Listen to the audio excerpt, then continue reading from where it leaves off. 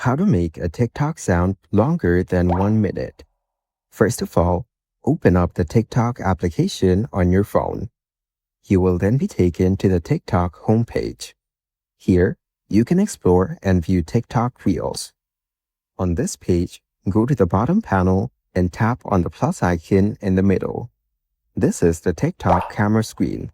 Here, you can take photos or videos to post on TikTok.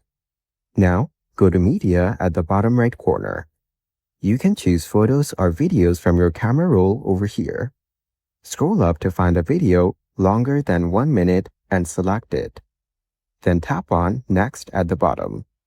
On this screen, tap on App Sound at the top to add a sound to this video. Here, you can view all the available sounds on TikTok. Select a sound of your choice and tap on the cut icon. Here, you can manage the time length of the sound.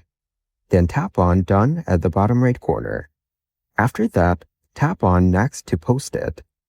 Following these steps, you can easily make a TikTok sound longer than 1 minute.